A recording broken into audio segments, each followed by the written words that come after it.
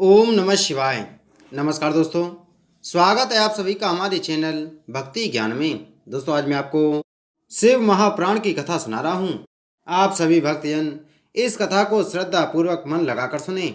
भगवान शिव जी आप सभी की मनोकामना पूर्ण करेंगे और आप सभी के कष्टों को हर लेंगे। ब्रह्मा जी ने कहा, हे नारद, शंखचूर्ण ने इस प्रकार अपनी सेना की दुर्गति देखकर भयंकर क्रोध किया तथा शिवगणों को डांट झपट कर बोला, तुम लोग मेरे सम्मुख आकर लड़ो। इस प्रकार दैत्यों को मारने से क्या लाभ है? वीर निर्बलों से नहीं लड़ा करते। यह कहकर उसने शिवजी पर तीक्ष्ण बाण मारे, परंतु शिवजी ने उन सबको काट डाला।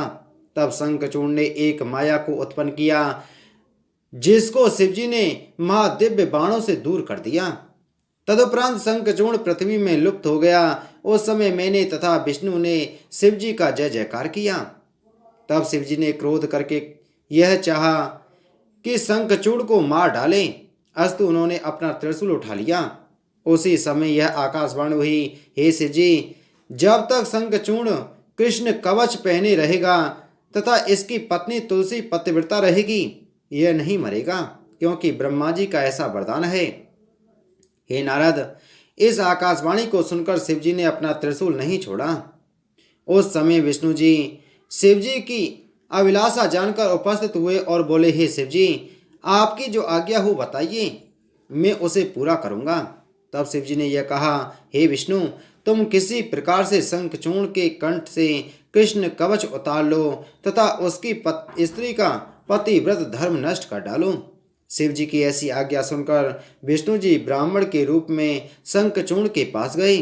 शंखचूर्ण ने उन ब्राह्मण रूपधारी विष्णु जी को प्रणाम किया। तब ब्राह्मण ने कहा, हे शंखचूर्ण, तुम हमको कृष्ण कवच दे दो।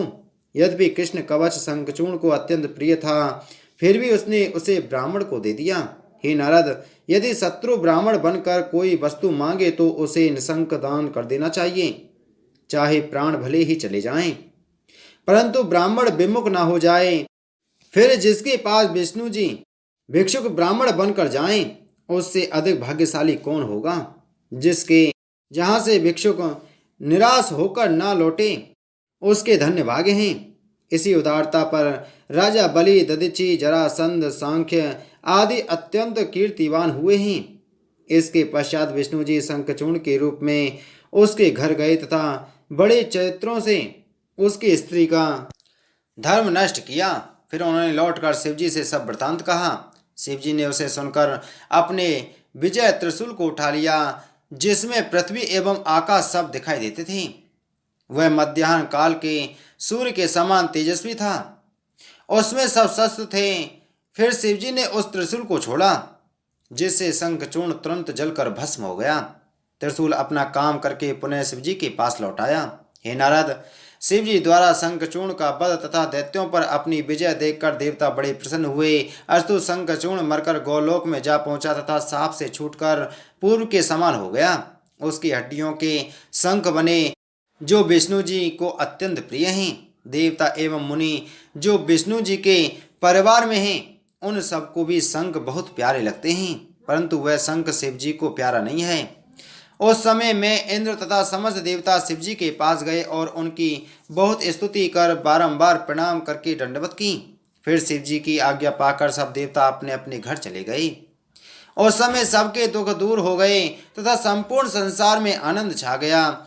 इसके पश्चात शिवजी अपने गणों सहित कैलाश पर गए। जो मनुष्य शिवजी के इस चरित्र को सुने अथवा पढ़ेगा, उसको किसी प्रकार का दुख न होगा। सबके दुख इस इतिहास को सुनकर भस्म हो जाएंगे। नारद जी बोले, हे पिता, अब आप मुझे यह बतलाइए कि विष्णु जी ने किस प्रकार तुलसी का पतिव्रत धर्म नष्ट किया था। यह सुनकर ब्रह्मा जी ने कहा, हे नारद, यह चरित्र शिव जी एवं विष्णु जी की भक्ति को अधिक बढ़ाता है, इसलिए तुम इसको मन लगाकर सुनो। विष्णु जी शंखचूर्ण का वेश धारण कर तुलसी के घर गए तथा उसके द्वार पर पहुंचकर अपनी विजय के बाजे बजवा दिए। यह देखकर तुलसी अत्यंत प्रसन्न हुई तथा उसने बहुत सा धन आदि भिक्षुकों एवं ब्राह्मणों को दान में दिया। फिर वह अपना श्रृंगार करके पति के आगमन की प्रतीक्षा करने लगी। तब विष्णु जी शंखचूर्ण के रूप में ही अंदर घर में गए। तुलसी ने उनके चरण धोकर स्तुति की तथा चांदी की चौकी पर बैठाकर ताम्बूल दिए। फिर हाथ जोड़कर बोली, हे स्वामी, मेरे धन्य भाग हैं जो आप विजय प्राप्त करके आए हैं। फिर तुलसी ने शिव जी की स्तुति करके पूछा कि आपने उन पर किस प्रकार विजय प्राप्त की। तब विष्णु जी ने कहा, हे तुलसी, हमने युद्ध स्थल में जाकर बहुत लड़ाई लड़ी। देवता हमारे पराक्रम से भयभीत होकर भाग गए। उस समय ब्रह्मा जी ने हम दोनों में सुलह करवा दी तथा हमने भी ब्रह्मा जी की आज्ञा अनुसार देवताओं को कुछ दे दिया। तदुपरांत शिव जी अपने घर चले गए तथा देवता आदि भी अपने अपने लोक को लौट गए।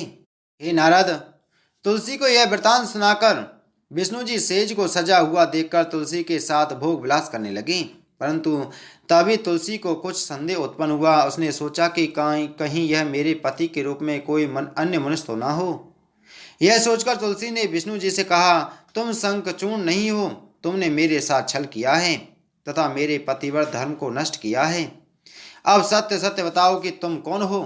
तब विष्णु जी ने डर कर कहा, हे तुलसी, हम विष्णु हैं। हमने यह कार्य देवताओं की भलाई के लिए ही किया है। यह कहकर विष्णु जी ने उसे अपने स्वरूप के दर्शन दिए।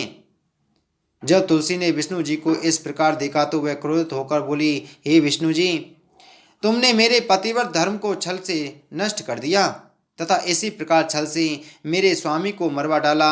इसलिए मैं तुम्हें शाप देती हूँ कि तुम पत्थर के हो जाओ। जो लोग तुमको दया सिंधु कहते हैं वे मूर्ख हैं। यह कहकर तुलसी रोने लगी। यह देखकर विष्णु जी डरे हुए तथा उन्होंने शिव जी का ध्यान किया। उस समय शिव जी ने तुलसी को दर्शन दिया तथा बोली, हे तुलसी, सब लोग अपने अपने कर्मों का फल भोगते हैं। संसार में दुख एवं सुख कोई वस्तु नहीं है। यह संसार समुद्र के समान है जिसमें दोनों प्रकार का जल है। तृष्णा उसकी लहर है और बिना धर्म के इसे कोई पार नहीं कर सकता। तुम दोनों से हम यही कहते हैं कि तुमने प्रथम जो योग तथा तप किया था वह किसी प्रकार निष्फल न होगा। तुम दोनों हमारे भक्त हो। तुम्हारा पति कृष्ण जी का मित्र सुदामा था।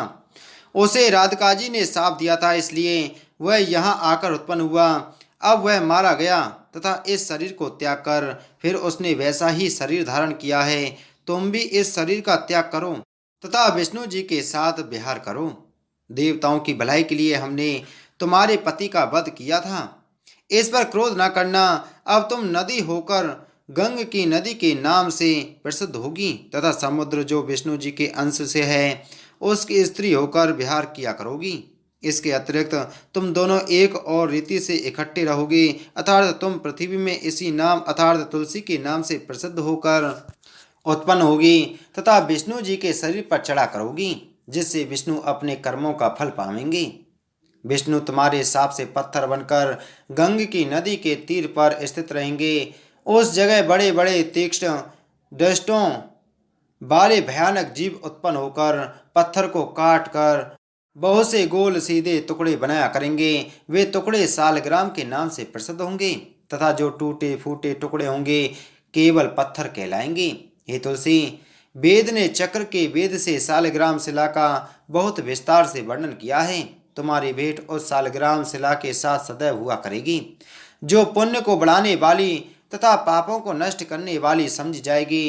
तुम शंखचूर्ण की स्त्री हो तथा तुमने बहुत समय तक उससे विहार किया है। ऐसे तुम्हारा संयोग शंख के साथ भी हुआ करेगा। शिव जी तुलसी से यह बातें कहकर अंतर्ध्यान हो गए। तब तुलसी जी भी प्रसन्न हो अपना शरीर त्याग बैकुंठ को चली गई। वह सुंदर स्वरूप धारण कर विष्णु जी के साथ विमान पर चढ़ी। उस समय उसको हर प्रकार का आनंद प्राप्त हुआ। तुलसी के प्रथम शरीर से गंग की नदी उत्पन्न होकर ऐसी तेजवती हुई कि जो कोई मनुष्य उसके जल को देखता या स्पर्श करता है तो उसके सब पाप नष्ट हो जाते हैं।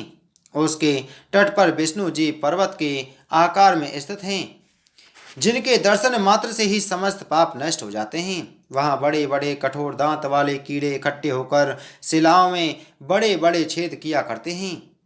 उनसे जो टुकड़े होकर गंग की नदी में गिरा करते हैं वही सालग्राम की मूर्तियां हैं, जो अत्यंत पवित्र तथा दुख दूर करने वाली हैं। उनमें जो चक्र सहित हों वे पूजने के योग्य हैं। उनके लक्ष्मी नारायण आदि अनेक प्रकार हैं। जो टुकड़े नदी से बाहर मिलते हैं वे पिंगलादि नामों से प्रसिद्ध हैं तथा गृहस्थ के पूजने योग्य नहीं हैं। जो मनुष्य चारों वर्णों के बाहर हैं वे भी उन्हें पूजने के योग्य हैं। वे मूर्तियां दो प्रकार की हैं, एक तो आनंद देती हैं तथा दूसरी दुख प्रदान करने वाली हैं। यह सालग्राम शिला शूद्र वर्ण के पूजने योग्य नहीं है। सालग्राम शिला की बहुत बड़ी बड़ाई है, जैसे कि नर्मदा के पत्थरों की महिमा है। सालग्राम तथा नर्मदा की मूर्तियां स्वयं विष्णु जी एवं शिव जी का स्वरूप हैं। हे नारद, सालग्राम शिला को तुलसी पत्र अत्यंत प्रिय है। कदाचित यदि तुलसी पत्र से अलग सालग्राम की मूर्ति रखी जाए तो बहुत ही दुख प्राप्त होता है एवं स्त्री का वियोग होता है। इसी प्रकार सालग्राम को शंख का वियोग भी अत्यंत दुखदायी है। जब तुलसी शंख सालग्राम एकत्रित करें तथा एक ही स्थान पर रखें तो दोनों लोकों का सुख प्राप्त होता है। हे नारद, विष्णु जी की यह कथा मुक्ति प्रदान करने वाली है। इसको सुनने अथवा सुनाने से आनंद मिलता है। शंखचूर्ण वध तथा शिवजी का चरित्र संपूर्ण मनोरथों को पूर्ण करने वाला है। इस कथा में विष्णु जी का यश भी कहा गया है, इसलिए यह और भी आनंददायक है। यह भक्तों को अधीन करने वाला है। शिवजी भक्तों के अधीन रहकर ऐसी ही अद्भुत लीलाएं करते हैं।